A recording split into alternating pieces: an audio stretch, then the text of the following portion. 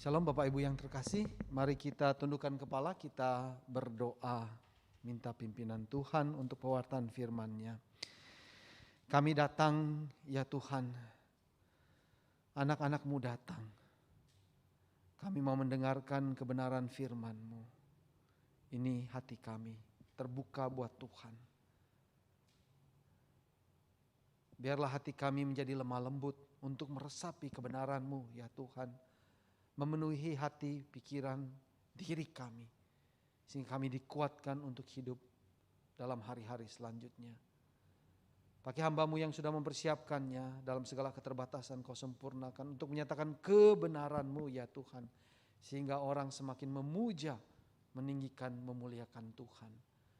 Beritakan firman-Mu ya Tuhan. Nyatakan kebenaran-Mu kepada kami semua. Biarlah kami menjadi orang-orang yang diberkati pada saat ini. Demi Kristus Tuhan kami berdoa. Amin. Bapak Ibu, mari kita buka firman Tuhan pagi hari ini dari Kisah Para Rasul, kitab Kisah Para Rasul, pasal yang ke-17. Ayat yang ke-10 sampai ke-12. Saya akan bacakan, Bapak Ibu bisa ikutin di Alkitab atau gadget Bapak Ibu sekalian. Kisah Para Rasul 17 ayat 10 dan sampai 12. Tetapi pada malam itu juga segera saudara-saudara di situ menyuruh Paulus dan Silas berangkat ke Berea. Setibanya di situ pergilah mereka ke rumah ibadat orang Yahudi. Orang-orang Yahudi di kota itu lebih baik hatinya daripada orang-orang Yahudi di Tesalonika, karena mereka menerima firman itu dengan segala kerelaan hati, dan setiap hari mereka menyelidiki kitab suci untuk mengetahui apakah semuanya itu benar demikian. Banyak di antara mereka yang menjadi percaya.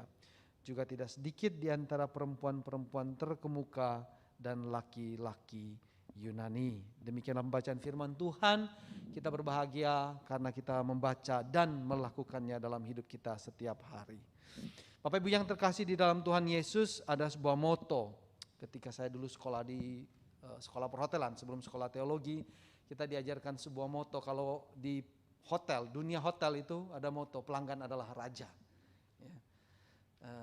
Jadi ketika pelanggan datang dan membuat kesalahan, dia nggak pernah buat kesalahan. Yang salah tetaplah pelayannya gitu ya. Jadi pelanggan dibuat senyaman mungkin supaya dia datang lagi dan hotelnya laku. Kira-kira begitu moto di dunia perhotelan ya. Saya pikir sampai sekarang dan di mana-mana kayaknya kalau kita bisnis atau buka usaha, moto itu selalu dipakai ya. Pelanggan selalu benar supaya dia nyaman dan terus datang kepada kita. Dan ini semua sebenarnya menggambarkan sebuah semangat, sebuah spirit, sebuah dorongan konsumerisme ya.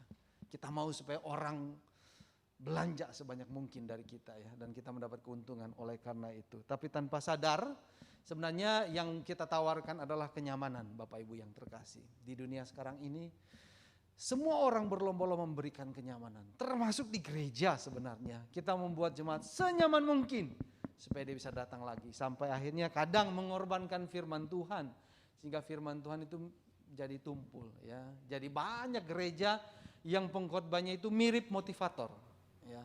Mendorong orang, buat semangat orang dan jarang mengkritik. Kenapa? Kalau dikritik dia akan pergi dan gak datang lagi karena banyak gereja yang lain. Spirit konsumerisme itu sudah nyata di tengah-tengah kita pada zaman ini ya, pada zaman ini.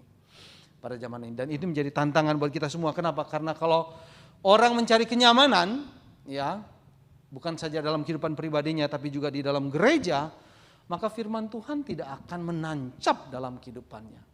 Dia akan terus hidup di dalam keinginannya sendiri, mengikuti keinginan hatinya tanpa ada yang bisa mengoreksi.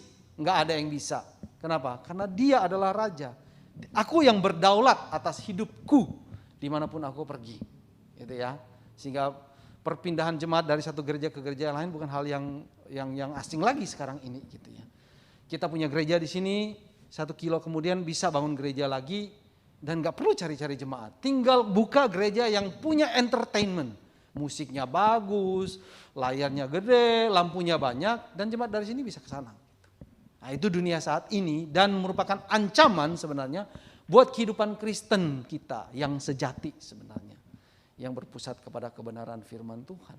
Dan pada zaman ini kebenaran firman Tuhan tidak pernah terancam dalam sejarahnya seperti saat ini, Bapak Ibu yang terkasih.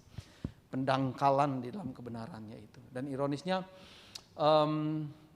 semakin mudah kita mencari kebenaran itu, semakin mudah kita mencari pengetahuan akan firman Tuhan di mana-mana. Ya, di internet terbuka dengan lebar. Pada saat saya khotbah sekarang ini, Bapak Ibu bisa membuka internet dan mencari tema yang sama, dan banyak sekali di sana gitu ya. Dan kita bisa mendapatkannya. Tetapi dalam waktu yang sama kita hanya punya pengetahuan, tetapi tidak pernah firman itu mendarat di dalam diri kita, di dalam hati kita, dan mengubah hidup kita.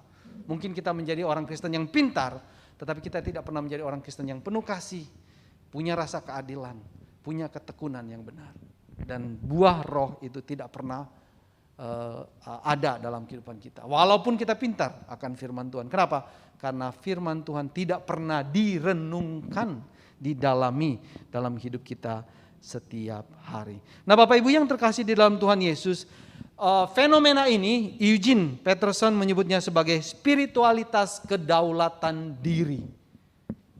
Ya, mental dan semangat konsumerisme dan banjir informasi telah membuat kita percaya bahwa sayalah yang punya otoritas tertinggi. Ya. Seringkali kita tidak menyadari karena semua kebiasaan dan budaya manusia punya dorongan yang sama. Siapa yang paling benar? Ya, saya bisa paling benar. Ya, bahkan lebih daripada kebenaran firman Tuhan yang katanya adalah kebijaksanaan kuno, gitu ya. Tanpa sadar kita mengganti otoritas firman Tuhan dengan otoritas diri kita, pengalaman kita. Asam dan garam hidup kita itu lebih benar daripada kebenaran firman Tuhan. Pengalaman pribadi lebih didengar daripada firman Tuhan. Suara orang-orang lain, suara teman, suara dari koran-koran yang populer lebih didengar daripada kebenaran firman Tuhan. Sebagian besar budaya kita, Bapak Ibu yang terkasih, baik yang sekular, yang duniawi maupun yang rohani, mendukung keputusan manusia dan bukan keputusan firman Tuhan. Akibatnya kemampuan untuk membeda-bedakan keadilan yang benar, kasih menjadi tumpul, nggak akan muncul dalam kehidupan kita, Bapak Ibu yang terkasih. Nah, inilah keadaan kita. Dan oleh karena itu kita membutuhkan kebijaksanaan jemaat di Berea, ya. Kearifan jemaat di Berea yang menjadi bacaan kita pada pagi hari ini, yang kemudian membuat mereka percaya kepada Yesus, membuat mereka bertobat, ya, dan semakin percaya kepada Tuhan Yesus. Dan jemaat Berea itu memiliki dua hal yang dilupakan oleh orang-orang saat ini, oleh orang-orang Kristen saat ini. Ada dua hal yang penting, sangat penting, yang harus diingat sepanjang sejarah manusia. Tetapi oleh karena entertainment, oleh karena media-media sosial, oleh karena budaya hari ini, dua kebenaran ini dilupakan, tidak dianggap serius, ya, oleh orang-orang Kristen saat ini. Yaitu yang pertama, mendengar dengan penuh kerelaan, ya, mendengar firman Tuhan dengan penuh kerelaan hati, terbuka. Dan yang kedua, menyelidiki firman Tuhan dengan tekun setiap hari atau secara teratur, Bapak Ibu yang terkasih. Nah, ini dua hal yang mau saya sharingkan pada pagi hari ini, Bapak Ibu yang terkasih. Apa artinya mendengarkan firman Tuhan dengan hati terbuka? Apa artinya menyelidiki kebenaran firman Tuhan setiap hari? Dua hal ini seperti dua sisi dari satu keping mata uang yang tidak bisa dipisah-pisahkan sebagai bukti dari pertobatan yang sejati. Nah, Bapak Ibu yang terkasih di dalam Tuhan Yesus, Alkitab memberikan beberapa metafora atau gambaran tentang mendengarkan firman Tuhan dengan hati yang terbuka, Bapak Ibu. Nah, hati yang terbuka itu sebenarnya dalam bahasa aslinya itu lebih menyangkut kepada hati yang peka sebenarnya. Hati yang antusias mendengarkan firman Tuhan tanpa curiga kepada firman Tuhan atau pemberitaan firman Tuhan. Mendengar dengan tulus hati. Atau kita katakan, sering kita dengar, mereka itu memiliki hati seorang murid, hati yang lemah lembut, yang mau diajar. Dan oleh karena itu memiliki cukup kerendahan hati untuk mau diajar. Ya, zaman sekarang itu susah mendapatkan orang itu. Kenapa? Mereka punya beribu-ribu alasan. Kenapa? Karena mereka punya alasan yang mereka dapatkan dari berbagai macam bacaan. Sehingga untuk memiliki cukup kerendahan hati untuk diajarkan berulang-ulang tentang firman yang sama itu nggak mudah. Kenapa? Seringkali aku udah tahu. Tanpa bisa menyelami sebenarnya apa engkau sungguh-sungguh tahu. Jangan-jangan engkau tidak tahu bahwa engkau tidak tahu sebenarnya.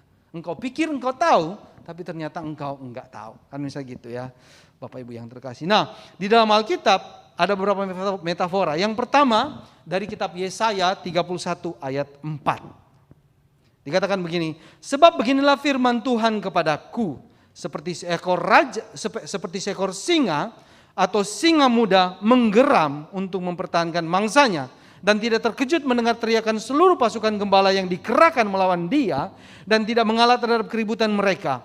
Demikianlah Tuhan semesta alam akan turun berperang untuk mempertahankan Gunung Sion dan bukitnya. Yang saya fokuskan di sini adalah kata menggeram, Bapak Ibu yang terkasih. Kata menggeram ini adalah terjemahan dari kata hagah di dalam bahasa Ibrani-nya. Dan kalau kita bandingkan terjemahan di dalam kitab yang lain dengan kata haga yang sama, maka ini akan menjadi sangat menarik Bapak Ibu.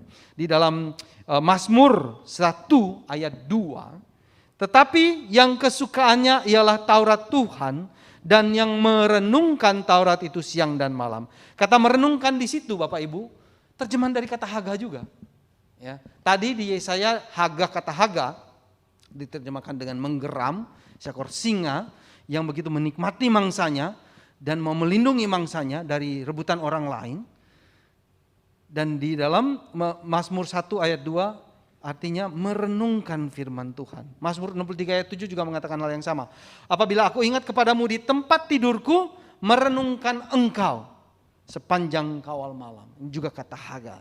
Jadi ada nuansa yang lebih kuat daripada hanya sekedar kata merenungkan untuk menerjemahkan kata haga di sini Bapak Ibu yang terkasih. Kata merenungkan mungkin terasa terlalu halus ya, seakan-akan yang kita bayangkan seseorang yang duduk di sudut gereja yang sepi sendiri dan membaca firman Tuhan dan berdoa gitu ya. Tetapi kemudian ketika kita dibawa kepada gambaran seekor singa yang menggeram sedang menikmati mangsanya dan gak mau diganggu, maka kita mulai punya gambaran yang berbeda arti dari kata merenungkan firman Tuhan. Ya, bayangkan kalau kita katakan bahwa apabila aku ingat kepadamu di tempat tidurku, menggeram aku akan firman-Mu gitu ya. Itu kan kemudian kita mulai berpikir, wah ini ada suatu nuansa yang berbeda, suatu dimensi yang berbeda ketika saya memandang firman Tuhan. Ketika saya membaca dan merenungkan firman Tuhan itu bukan begitu aja, tetapi menyangkut sebenarnya emosi saya ada di sana gitu ya. Kekuatan saya dicurahkan di sana gitu ya. Mulut saya ada di sana ya, sehingga itu kan mengunyah-ngunyah gitu ya. Hati saya ada di sana, pikiran saya ada di sana, dan ini menyangkut keseluruhan hidup kita ada di sana. Seperti seorang yang lapar dan haus, ketika dia lapar dan haus, emosinya itu bisa nggak terkontrol. Jadi itu menyangkut seluruh dirinya. Ketika aku lapar makanan jasmani, aku lapar ayam goreng, itu menyangkut seluruh hidup kita, gitu ya. Kita bisa marah, emosi kita nggak terkontrol, gitu ya. Tubuh menjadi lemah karena lapar. Dan gambaran yang sama yang mau digambarkan sebenarnya oleh kitab Yesaya ketika memberikan gambaran kata merenungkan firman Tuhan itu seperti singa yang menggeram akan mangsanya, atau seperti anjing yang mau mempertahankan makanannya, atau seperti kucing yang mempertahankan makanannya Bapak Ibu yang terkasih. Dan menariknya orang Yahudi kuno itu menangkap makna ini. Karena di dalam kamus teologi dikatakan di situ bahwa kata haga ini oleh nenek moyang orang Ibrani seringkali digunakan untuk bacaan yang berhubungan erat dengan jiwanya. Jadi bukan dengan pikirannya, tapi dengan jiwanya. Satu pembacaan yang lebih dalam daripada sekedar mengumpulkan pengetahuan. Bapak Ibu yang terkasih. Sehingga tepatlah apa yang dikatakan oleh Mazmur 34 ayat 8. Kecaplah dan lihatlah. Kecaplah, ya, menyangkut lidah. Kecaplah dan lihat betapa baiknya Tuhan itu. Dan tema yang mirip-mirip sebenarnya juga ada di dalam kitab Wahyu. Bapak Ibu, pasal 10 ayat 9 dan 10 ketika dengan antusias dan bersemangat Yohanes mendekati malaikat lalu meminta kitab yang terbuka itu. Lalu malaikat itu memberikan kitab itu dan berkata, ambillah dan makanlah. Dan Yohanes melakukan perintah malaikat itu. Ia memakan kitab yang ada di tangan malaikat itu. Dan rasanya manis di mulut, lalu kemudian pahit di perutnya. Dan tema yang sama juga ditulis oleh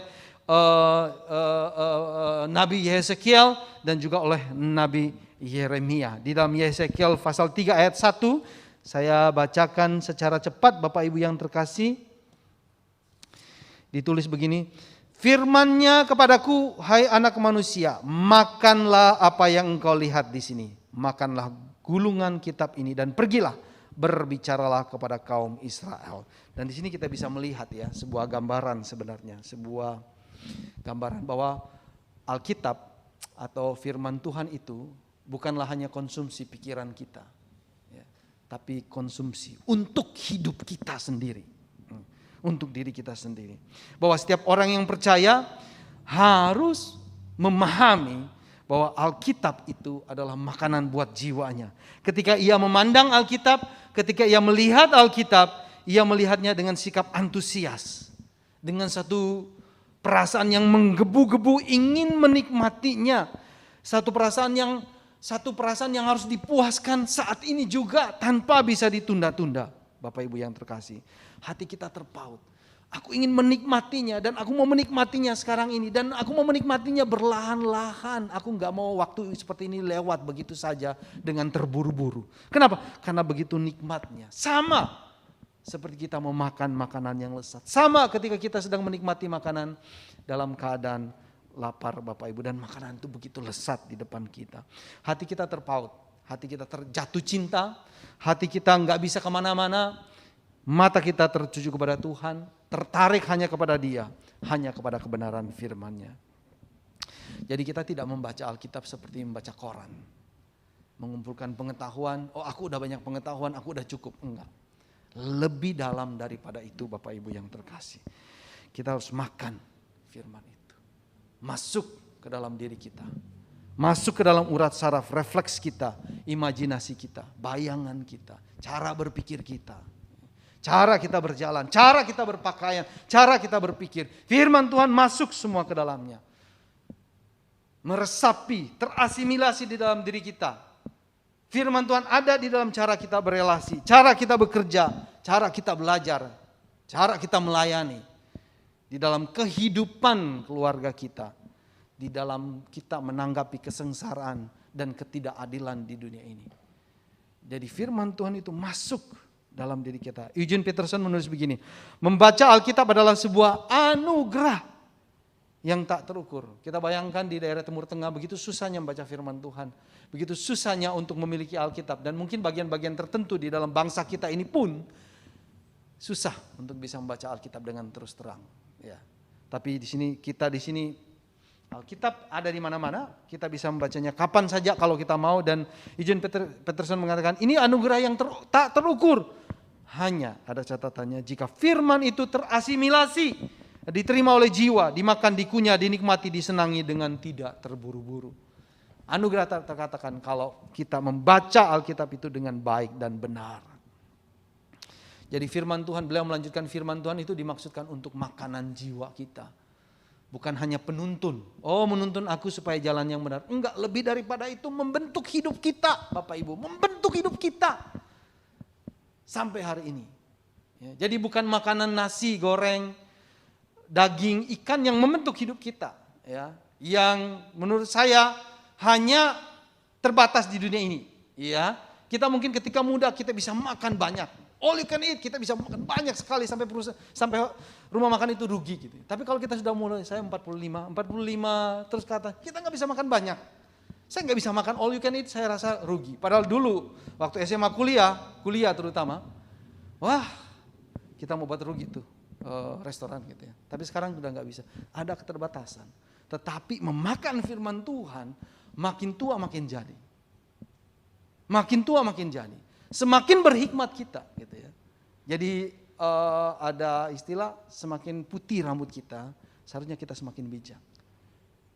Ya, tapi bukan bijak akan pengalaman hidup saja, tetapi makna di dalam setiap pengalaman. Kenapa? Karena kita terasimilasi dengan firman Tuhan. Karena firman Tuhan itu mengalir dalam darah kita, berdenyut di dalam nadi kita, membentuk tulang kita, membentuk otot karakter kita, Bapak Ibu yang terkasih. Mazmur 19 ayat 10 dan 11. Hukum-hukum Tuhan itu benar, adil semuanya. Lebih indah daripada emas, bahkan daripada banyak emas tua. Dan lebih manis daripada madu, bahkan daripada madu tetesan dari sarang lebah. Dia lebih daripada barang yang paling berharga sekalipun. Dia lebih manis daripada yang termanis di dalam dunia ini. Nah, selain itu Bapak Ibu, Yesaya juga menambahkan satu perspektif lain dari kata merenung ini. Di dalam Yesaya 38, kata yang sama, haga, tapi diterjemahkan dengan terjemahan yang lain. Dan ini memberikan kita perspektif yang lain pula, yang berbeda. Tapi melengkapi diri kita, bagaimana kita melihat, bersikap terhadap firman Tuhan. Yesaya 38 ayat 14, seperti burung layang-layang, demikianlah aku menciap-ciap, suaraku redup seperti suara merpati. Mataku habis menengadah ke atas, ya Tuhan, pemerasan terjadi kepadaku. Jadilah jaminan bagiku. Kata suaraku redup itu diterjemahkan dari kata hagah, Bapak Ibu yang terkasih, yang tadi diterjemahkan dengan kata merenungi firman Tuhan, yang tadi diterjemahkan dengan kata menggeram mangsanya. Suaraku redup seperti suara merpati. Kemudian kita melihat satu gambaran yang berbeda, yaitu satu pengharapan yang sangat akan pertolongan dari Tuhan, Bapak Ibu. Seakan-akan tidak ada pertolongan lain. Dialah satu-satunya pertolonganku. Jadi kita membaca firman Tuhan dengan satu kesadaran bahwa aku ini helpless. Aku ini tidak punya harapan. Aku ini rentan akan dosa. Aku ini cenderung membelok-belokkan firman Tuhan sesuai dengan kehendakku sendiri. Aku ini lemah. Dan kita datang kepada firman Tuhan dengan sikap seperti ini dan melihat, Tuhan, Engkaulah satu-satunya harapanku. Satu-satunya, walaupun saat ini aku memiliki banyak keuntungan dalam perusahaanku, tapi tetap Engkaulah satu-satunya pengharapanku. Mungkin saat ini keuntunganku begitu banyak, tapi besok kita nggak tahu. Dan Tuhan, Engkaulah. Jadi ada satu kesadaran bahwa aku ini lemah dan nggak berdaya dalam keadaan apapun, dan minta tolong kepada Tuhan. Di bagian lain pemazmur juga memberikan gambaran seperti seorang hamba, seorang budak. Ya, saat ini nggak ada budak ya. Tapi kalau kita melihat budak zaman dulu, hidupnya itu bergantung kepada tuannya 100%. Dia ini properti dari tuannya. Bapak Ibu udah tahu semuanya. Jadi digambarkan di situ di dalam Mazmur, aku hamba yang memandang ke tangan tuanku menunggu diberi perintah. Di sanalah kelegaanku. Itu kira-kira ya Bapak Ibu. Jadi dia melihat tangan Tuhan, menunggu tangan Tuhannya tunjuk ke sana, tunjuk ke sini, dan dia akan ikut perintahnya. Itulah harapanku, kelegaanku, katanya.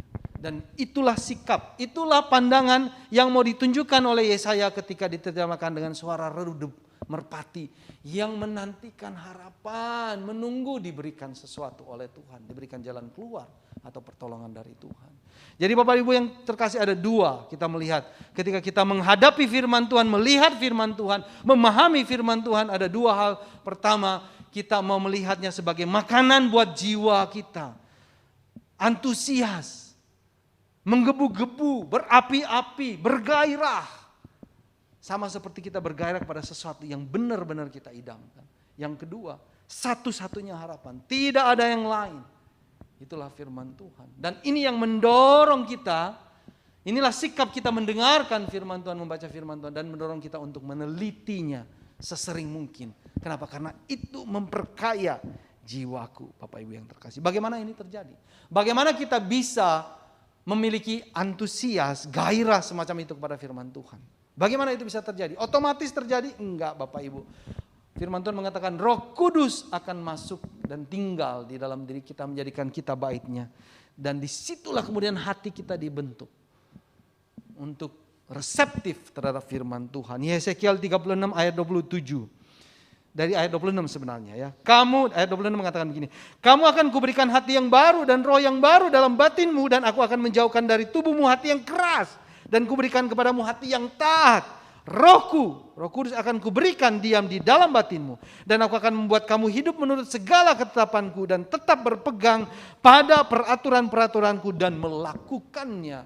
Jadi ketika Roh Kudus tinggal di dalam hati kita itu terjadi keajaiban. Terjadi satu mujizat terbesar dalam hidup kita. Hati orang berdosa yang menjauh, yang tidak mau dengan Tuhan, sekarang ini begitu mau dekat dengan Tuhan.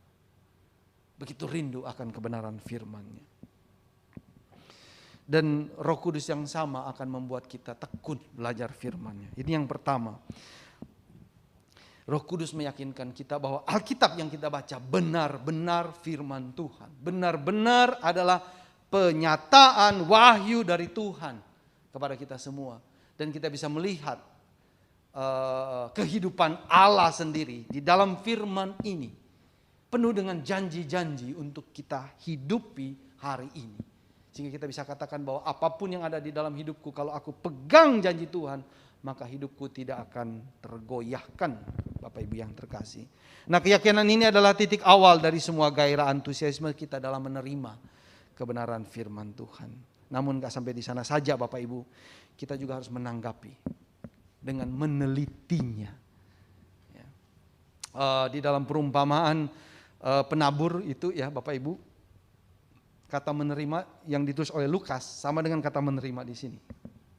Ya, dikatakan di situ menerima firman Tuhan dengan senang hati gitu ya. Tetapi ketika pencobaan datang oleh karena firman itu, mereka tidak berbuah, layulah tanaman itu gitu ya. Jadi artinya apa Bapak Ibu? Bahwa sukacita antusias itu bukan otomatis ya memberikan kita kehidupan. Membuat firman Tuhan itu menyatu dengan diri kita. Enggak. Tapi perlu langkah berikutnya yang tidak bisa terpisahkan. Yaitu kita harus menelitinya. Melakukannya dalam hidup kita setiap hari. Sehingga ketika cobaan itu datang, kita enggak gampang meninggalkan kebenaran itu. Tapi justru menguatkan kita untuk terus berpegang pada kebenaran itu, Bapak Ibu yang terkasih. Jadi jika ujian datang, kita tetap kuat. Jadi menyelidiki firman Tuhan, satu hal yang penting. Itu hal yang kedua yang kita bicarakan. Nah Bapak Ibu yang terkasih, mendengarkan, meneliti firman Tuhan, itu adalah satu disiplin rohani. Donald Whitney mengatakan begini di dalam bukunya, tidak ada disiplin rohani yang lebih penting daripada mengasup firman Tuhan, memakan firman Tuhan. Tidak ada yang bisa menggantikannya. Tidak ada kehidupan Kristen yang sehat terpisah dari mengasup susu dan daging firman Tuhan. Harus, oleh karena itu perlu disiplin. Mengapa disiplin Bapak Ibu? Karena tubuh kita ini lemah. Ya. Mereka punya maunya sendiri. Ya. Maunya untuk kesenangannya dirinya sendiri. Oleh karena itu perlu disiplin. Orang yang malas, contohnya, aku malas sekali gitu ya. Dia perlu mendisiplinkan dirinya untuk bangun pagi dan membaca firman Tuhan. Orang yang tidak terbiasa membaca firman Tuhan atau mendengarkan firman Tuhan, perlu membiasakannya dengan mendengarkannya dengan begitu sering, Bapak Ibu yang terkasih.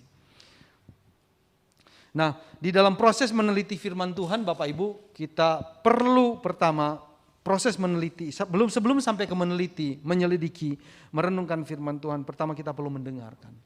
Mendengarkan firman Tuhan adalah satu disiplin. Perlu pelatihan untuk terus mendengarkan. Ya, kadang kita nggak suka mendengarkan firman Tuhan. Kadang kita nggak mood mendengarkan firman Tuhan. Kadang kita nggak suka karena keadaan lagi nggak nyaman. Kita nggak mau dengar firman Tuhan. Tetapi karena kita tahu ini adalah firman Tuhan, makanan buat jiwa saya, maka saya harus memaksakan diri saya, melawan keinginan daging saya untuk mendengarkan firman Tuhan.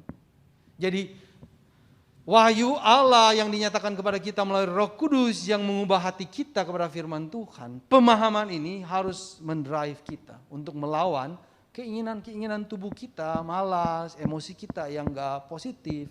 Kita harus lawan, membentuknya dengan kebenaran yang sudah kita pahaman itu. Nah Bapak Ibu yang terkasih di dalam Tuhan Yesus, mendengar firman Tuhan melatih telinga kita.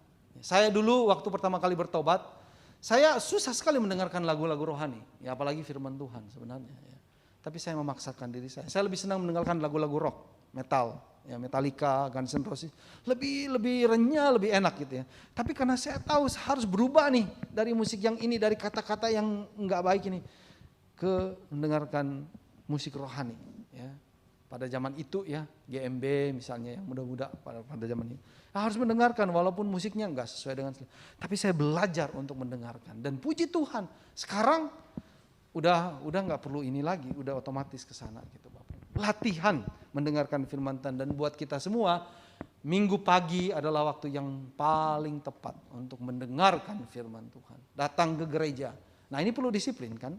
Mempersiapkan diri kita untuk mendengarkan firman Tuhan itu perlu disiplin. Bapak Ibu kalau nggak mempersiapkan diri Bapak Ibu untuk mendengarkan firman Tuhan, besar kemungkinan duduk di sini mendengarkan firman Tuhan nggak ada antusiasnya. Kemungkinan besar juga bisa ngantuk. Tapi kalau dari kemarin Bapak Ibu dan mempersiapkan diri, oh besok Minggu saya mendengarkan firman Tuhan, Bapak Ibu berdoa. Karena Bapak Ibu tahu kelemahan Bapak Ibu ya. Biasanya saya kalau di gereja ya, saya cenderung ngantuk. Atau cenderung pikiran itu mengawang kemana-mana gitu ya. Gampang sekali terdistraksi oleh apa-apa. Oleh karena itu Sabtu saya mau berdoa, minta tolong Tuhan besok saya mau mendengarkan firman-Mu. Berdoa buat diri sendiri. Berdoa buat hamba Tuhan yang mempersiapkannya supaya hamba Tuhan itu mempersiapkan dengan baik. Dan dalam hal ini saya hamba Tuhan dan setiap hamba Tuhan yang berkhotbah harus mempersiapkannya dengan baik. Tanggung jawab pribadi kepada Tuhan.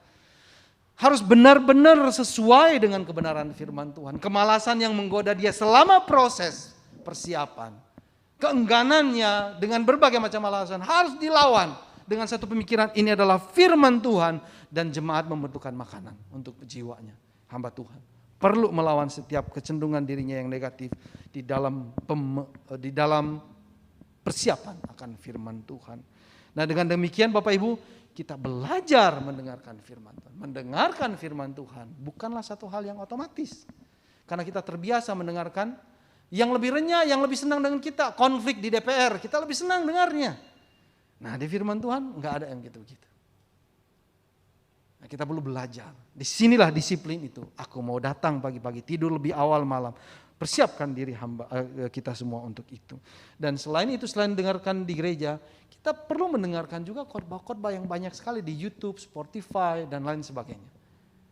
Mungkin ada pengkhotbah yang kita sukai, dengarkan aja dia. Biasakan mendengarkan firman Tuhan. Biarlah hikmat Allah masuk ke dalam diri kita dan membentuk pola pikir dan kegiatan-kegiatan behavior kita.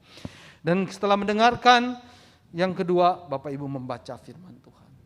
Nah, mendengarkan susah, apalagi membaca. Ya, mendengarkan lalu membaca. Membaca, orang Kristen harus membaca firman Tuhan. Karena itu tanda dari pekerjaan Roh Kudus. Kalau kita bilang Roh Kudus adalah meterai kita, ya. Makanya tanda dari meterai itu adalah membaca firman Tuhan. Harus membacanya secara teratur. Namun banyak yang gak serius dan gak mau baca firman Tuhan. Dengan berbagai macam alasan.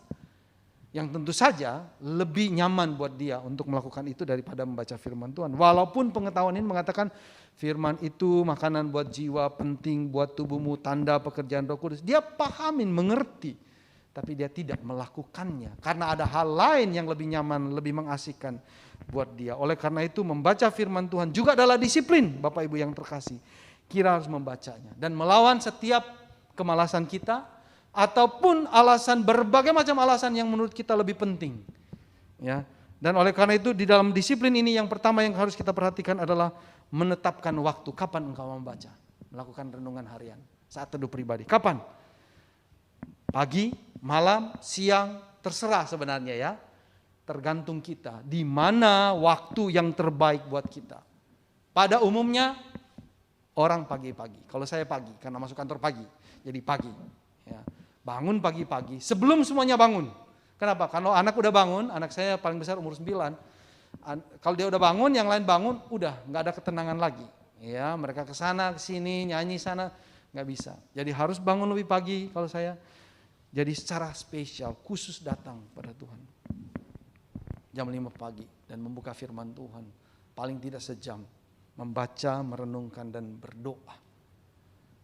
Kapan Bapak Ibu mau baca firman Tuhan? Tetapkan waktu itu. Itu tandanya Bapak Ibu menghargai atau percaya bahwa ini adalah firman Tuhan yang membentuk hidupku. Biasanya kalau malam orang udah lelah bekerja. Jadi saya biasa malam kalau udah selesai semua saya baca. Tapi ngantuk. Karena udah capek gitu ya. ya percuma gitu ya. Nggak akan baca firman Tuhan. Kita mungkin baca tapi kita ngantuk, nggak mungkin. Kasih waktu yang terbaik. Kasih waktu yang terbaik. Kasih waktu yang terbaik. Yang kedua, buat rencana mau baca bagaimana caranya. Apakah baca dari Kejadian sampai Wahyu, atau mau baca bagaimana?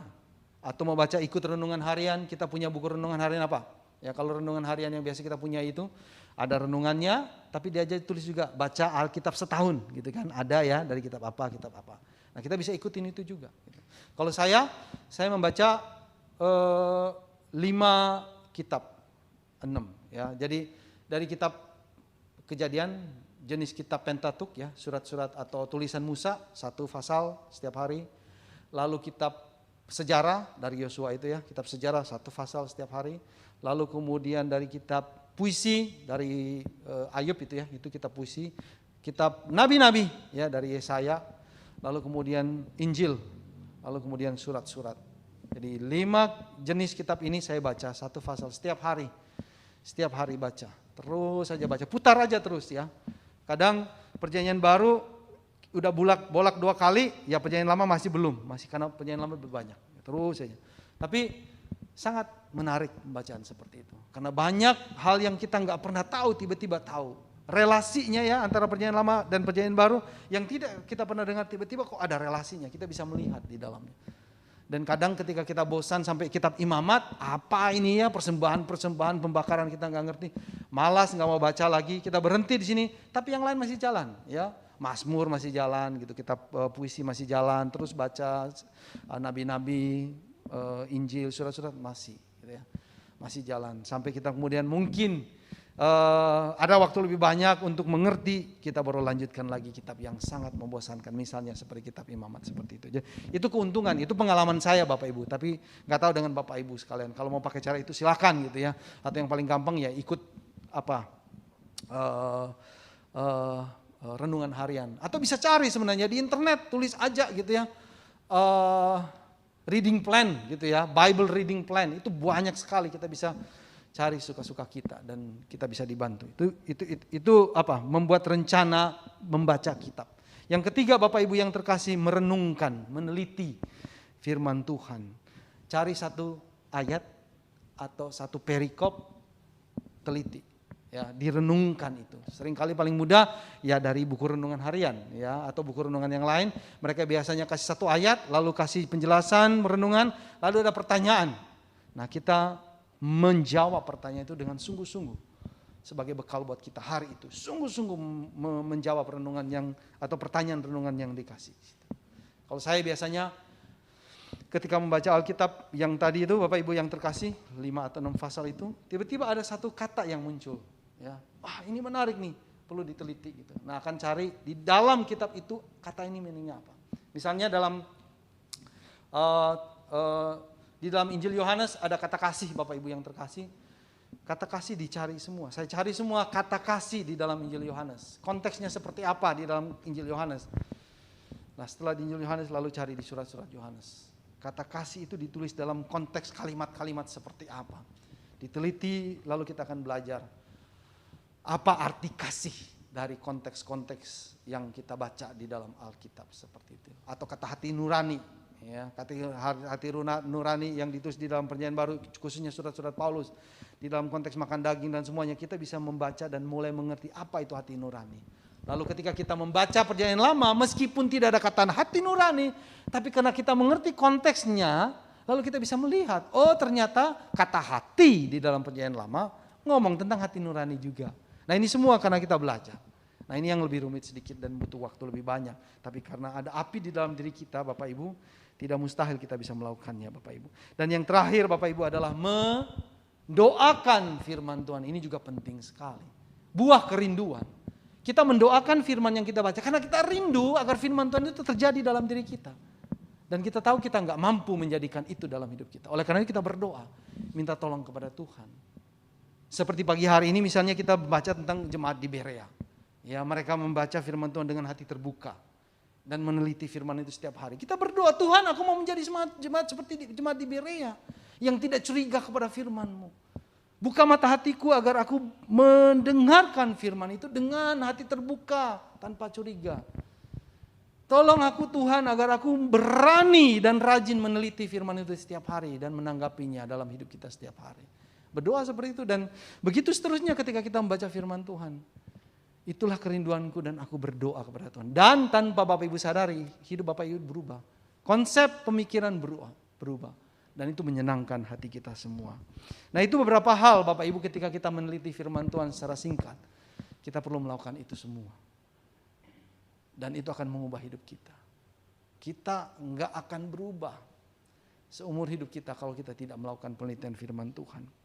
Edmund Chan, pastor di Singapura, dia mengatakan hidup kita itu seperti rumah. Ada fondasi, ada pilar, ada wajah bangunan, ada yang nampak di luar. Dan seringkali orang melihat luarnya. Wah bagus ya bangunannya ya. Wah indah ya bangunannya ya. Wah luar biasa bangunannya. Tapi mereka nggak melihat pilarnya. Mungkin lihat pilarnya tapi dikit. Tapi mereka nggak lihat fondasinya. Padahal kuatnya bangunan itu dilihat tergantung dari fondasi. Dia bilang hidup kita juga sama. Ada fondasi, ada pilar dan ada wajah bangunan. Seringkali orang mau melihat wajah bangunnya, yang lihatnya lihat dulu pekerjaan kita, keluarga kita, apa yang nampak, yang kemudian orang bisa kagumin dan puji kita. Seringkali hanya perhatian itu aja. Ya sama seperti saat ini banyak media sosial, foto, selfie dan semuanya itu semua menunjukkan wajah dari bangunan hidup kita. Tapi jarang sekali orang memperhatikan pilar dan fondasi. Fondasi ngomong tentang apa? Beliau katakan fondasi itu hubungan kita dengan Tuhan. Firman Tuhan, ibadah kita, kedisiplinan rohani kita. Lalu dia bilang pilar itu apa? Hubungan relasi kita dengan sesama orang percaya dan orang-orang yang kita kasih, orang-orang yang punya pikiran yang sama dengan kita. Relasinya baik enggak? Dan ketika dua hal ini, fondasi dan pilar dibangun dengan baik secara teratur, maka wajah bangunan itu akan terbentuk dengan sendirinya. Akan terlihat indah, akan berkembang dengan sendirinya. Dan pagi hari ini kita ngomong tentang fondasi yang tidak kelihatan. Orang gak perlu tahu, tapi kita tahu, Tuhan tahu. Dan Tuhan yang mempunyai hidup ini, dunia ini, akan membentuk hidup kita. Oleh karena itu, bangun fondasi itu Bapak Ibu sekalian. Bangun fondasi itu. Bangun pilarnya dengan sesama jemaat Tuhan di tempat ini. Bagi hidup sharing firman Tuhan satu dengan yang lain. Semoga Tuhan berkati kita semua. Mari kita tundukkan kepala kita berdoa. Kami tidak hanya mau membangun hidup kami dari apa yang kelihatan dari luar, Tuhan. Tapi kami membangunnya dari fondasi. Tolong kami. Kami mau menjadi seperti jemaat di Berea. Kami tidak mau menjadi seperti orang Tesalonika yang curiga kepada kebenaran firman-Mu. Kami mau menjadi seperti jemaat di Berea yang menerima firman-Mu dengan hati terbuka, hati yang haus, antusias, bergairah, dan meneliti firman itu. Beri kami kekuatan, dorongan, kreativitas, imajinasi untuk boleh merenungkan, meneliti firman itu sesering mungkin sehingga kami bisa dibentuk, dihidupi. Kami bisa bercampur dengan firman itu dan firman itu hidup di dalam diri kami sebagai firman yang hidup. Terpujilah nama Tuhan. Tuhan memimpin dan menolong kami. Demi Kristus Tuhan kami berdoa. Amin.